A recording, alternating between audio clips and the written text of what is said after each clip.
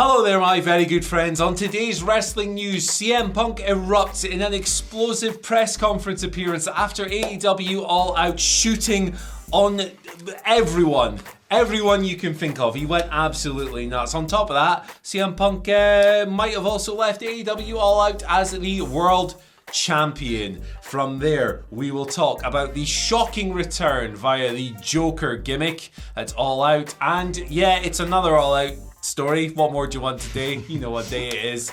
We were going to talk about the new Interim Women's and Trios champions in AEW as well. I am Andy Murray. I'm Michael Hamflet. And this is the news. We've been here a long time, so if we sound like crap and look like crap, it's because we are crap. Yeah. Right, CM Punk, he's gone nuts, right? You know, Tony Khan always hosts these media scrums, these press conferences after the show. Too gentle. That's it. Too gentle. Not tonight, lads. Not tonight. CM Punk went off. He went off on the universe. Colt Cabana, Hangman Page, the EVPs, line him up. He knocked them down. I'm going to read to you a quote from here. He's talking about Colt Cabana and that situation in particular. Y'all know, What am I, American? You guys know the situation. You don't need me to run through that relationship. But he said the following. It's 2020. I haven't been friends with him since 2014. The fact that I have to sit up here because we have irresponsible people who call themselves EVPs that spell lies and put into the media that I got him fired when I had all to do with it, want nothing to do with him, do not care where he works, where he eats, where he sleeps, and the fact that I have to address this in 2022 is fucking embarrassing. What did I do in this world to deserve an empty-headed, fucking dumb like Hangman Adam Page to go out on television and go into business for himself for what? What did I do? Not a damn thing. He is, of course, referring to the Workers' Rights promo in the build-up to his match with Hangman at Double or Nothing, which, well, we've since learned was a bit of a shoot, brother. Right, so I'm going to shout out John Alba, right, because he's done an incredible job of aggregating the stuff that was said at this press conference. I'm using his tweets as notes here because, my God, we just had to hit in here in a storm. Yeah. But yeah, he continued. He was talking about why the relationship fell apart, all of that stuff, all that stuff with the legal fees. We know the situation there. He says he asked for mediation, offering Colt some money to settle their lawsuit. Yeah. Colt didn't want that. He turned it down. He even went as far as saying that Scott Colton, that's his real name, does not deserve for CM Punk to say his name. It's absolutely mental tonight. JJ Williams of Wrestling Observer News, Wrestling Observer in general, reported here as well that CM Punk said he was upset that he even had to speak that name. The two people who've made the most money off CM Punk are Scott Colton and Vince McMahon. And that was that. That was CM Punk shooting hard. But yeah, he talked about the EVPs stepping on their own dicks. They help run the company, brother. This is going to get interesting. He said that Hangman Page jeopardized AEW's first ever $1 million house, which would have been All Out, of course, off of something that he built. Said he didn't want to stoop down to the level he did with his own segment, and says that if you have a problem, you should you should say it to my face. Alex Riley there, my friends. He called he's talking about the EVPs again, sending information out into the media. He says that the place he works has a lot of talent, and in 5 years he thinks that AEW will be on the same course that he felt a year ago. But on top of that, he did say there's a lot of drama. Hope they're able to get through that, and hopes Adam Cole stays healthy. A ray of light in this storm. Oh. I swore there. Sorry, editor. But here we go. He spoke a little bit about his injuries as well, but it's not spicy. We're here for the spice, aren't we? So this is still developing, obviously. I think the press conference is actually still ongoing while we're watching this, but Punk's no longer there. He's gone. He's done. So you're not going to get anything more from him. Crazy. Michael Hamflet, hit the floor, baby. I hit the floor literally. I feel like I'm in that gif where the woman just slides off the chair and melts into a ball of wax and it's the deck. Oh my goodness me. Yeah, you said a flower in a storm. That and the fact that he's wearing Danhausen's boots to help his foot injury, like two little desert roses. Only the desert's not made of sand, it's made of broken glass. Yeah. Everywhere you look. Oh my word, scorched earth doesn't begin to describe it. These typically genteel press conferences where somebody asks, how was your match against John Moxley? When are you going to fight against MJF? All that sort of stuff. No. Punk was in no mood and he was clearly triggered into it and he thought, all right, you can have it. What I love specifically about this as a strict outsider is that Punk doesn't really want people to be insiders, but he does want his version of the truth to be as out there as possible. He isn't saying fling the doors open to us, the rest of the media, and indeed the people in the room. He isn't saying leak your stories to your dirt sheets, do whatever you got to do, but he is saying people should know everybody's side of the story because clearly he feels like everybody else has had theirs. That is what is so remarkable about this. He's using not a podcast, ironically, or not his Twitter or anything like that. He is using a press conference to hold conference with the press, and that shouldn't be so wild and out there, but this is pro wrestling and we know what these things are for. Oh, we saw the other one this weekend, didn't we? Indeed, man, indeed. Because I respect you. And I respect boo. It's every single thing that has been discussed in the last 2 weeks, Punk is nailing bang and bang and bang and bang. Oddly, this reminds me of the pipe bomb back when he couldn't say all the things he then went on to say. Yeah. He couldn't mention Johnny Ace, he couldn't say wrestling, he couldn't say Vince, he went bang, bang, bang. This is it now. Colt Cabana, Hangman Page, the rivalries, the dramas, the EVPs. This is Punk cutting one of the great promos of his career as a shoot. Yeah, this is a pipe bomb, one for the ages and one that feels like, as we're in the immediacy of this, the scrum is still ongoing as we're recording this. This doesn't just feel like a story for the now, this feels like for the tomorrow, for the day after. Will there be responses or will the EVPs take this as, well, we won't do this because now is this a challenge to ride on a high horse or be the bigger, who knows how this develops going forward. Tony Khan is sat there wanting the world to swallow him up, eyes wider than usual, and they're often pretty wide in these things, like just unbelievable scenes. Like, again, excuse the immediacy of it from our point of view, but it is impossible at the moment to imagine how, the ramifications will impact everything over the days and weeks and months to come. This is the world champion.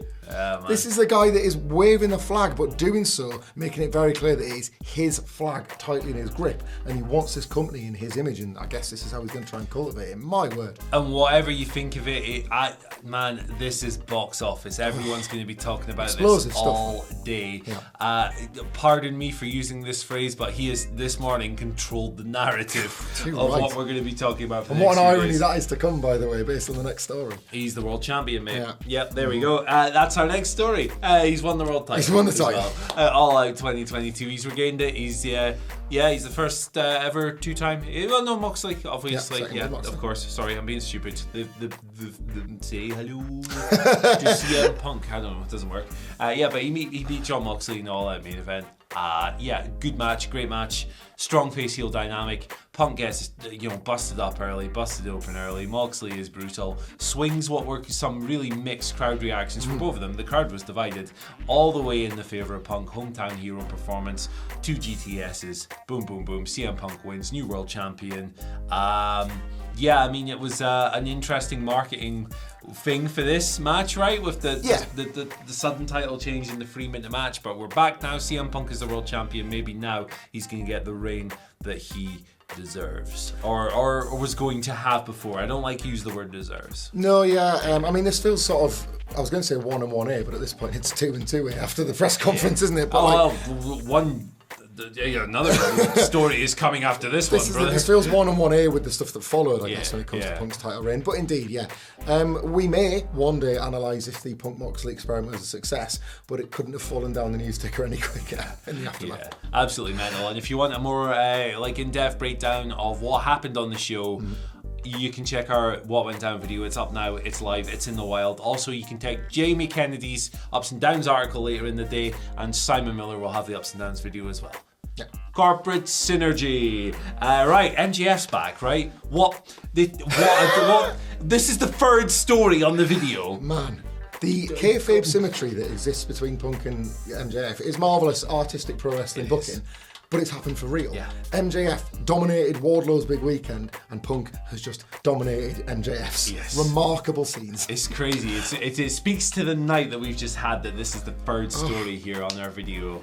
MJF returned, right? I'll keep this brief. He was the Joker in the Battle Royale. The Casino Ladder match. But he didn't reveal himself after winning.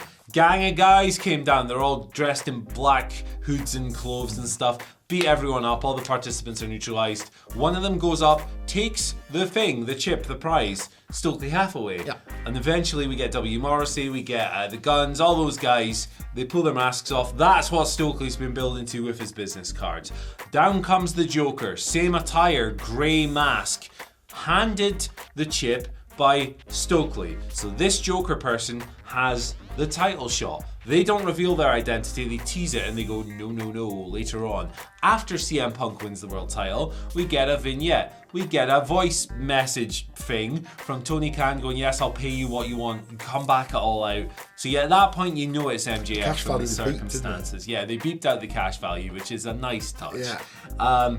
This pre-taped segment we have really brief, but the Joker takes their mask off and puts a Burberry scarf around their neck. You know who it is. The music hits. Out comes MJF. Signals to CM Punk, I'm coming for the gold, baby. And that's how the show went off the air. So there you go. MJF is back. He's been gone for 3 months. I missed him. I'm glad he's home. So you're right. Those title shots come around fairly quickly. There's Grand Slam on the horizon. There's Full Gear now with an official date. Feels like it's going to be in the offing. Depending on what remains of the earth following CM Punk's scorching of it. But that was the big wrestling storyline before everything else happened. Certainly the biggest angle was coming off the back of the show was the hook that was dropped with MJF. And there were some title changes elsewhere as well. Well, not really title changes because neither of these had owners, but we have a new interim women's world champion in AEW. That is Toni Storm. She, of course, was in line for a single shot against Thunder Rosa anyway. Thunder Rosa got injured. We had to have this match with Hikaru Shida, Jamie Hayter, and Britt Baker all involved as well. Jamie Hayter got kind of turned on by Britt Baker, who cost her the match. Pulled the referee out when it looked like she was going to get a 3 count. Jamie Kennedy. I'm mixing up my Jamies. Sorry, both Jamies. He's going to ultra editorialise those ups and downs now that he was in the match as well. He's going to come for me.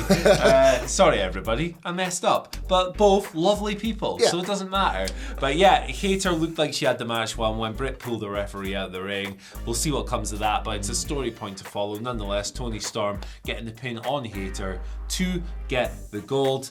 Good for her, man. I like Toni Storm and I've enjoyed her run so far. Yeah, ripper of a match, a nice way to crown somebody, and the fact that Thunder Rosa, her tag team partner, is the actual champion. There's a bit of spice and juice there should she return in time while they're still in the rooms. And the trios champions are the Elite. Indeed. The Elite. The guy Kenny Omega this tournament was we knew the titles were being held off for him. Tony Khan has said that several times. And he won the match.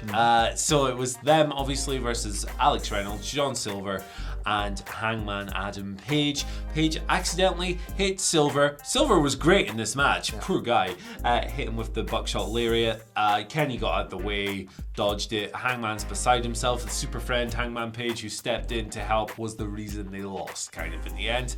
Kenny got the victory on Page. On Silver. I'm all over the place. I'm sorry, I've been awake for like 5 days. Shortly after that, the Elite celebrate in the ring. Another great trios match in this tournament. Another, you knew what you were going to get from the character dynamic between these guys, and it delivered. Yeah, it was like kind of a banner Elite match, really. The kind of thing, as you say, that we've learned to expect in terms of melodrama, in terms of physicality, and a big win, as expected, for the Elite. And for Hangman Page and for the Bucks, Kenny Omega, the executive vice presidents of All Elite Wrestling, just a lovely night where nothing went wrong. Yeah, man. ... Sorry. Yeah, man. Oh my God. I feel like this just covering this stuff in such a flash, quick fire style has aged me by about a year. But what a day, what a weekend we've had in general, man. We've been down in Cardiff. We were at Clash at the Castle. That was a sick, awesome time. We did our 2 live shows. We had Transport Hell today that we won't bore you with. We've just done the live stream. I would say we deserve a beer, but I need to go to bed, so that's not happening. But anyway, thanks for joining us through all of this. We've been on a hell of a journey. You can follow us on Twitter at WhatCultureWW. You can follow Michael Hamflet at Michael Hamflet. You can follow me at Andy H. Murray. The H stands for Hey, my throat is about to collapse in on itself. Goodbye. Thank you so much for persevering with us croaky old Joes today, and we will see you soon. Goodbye.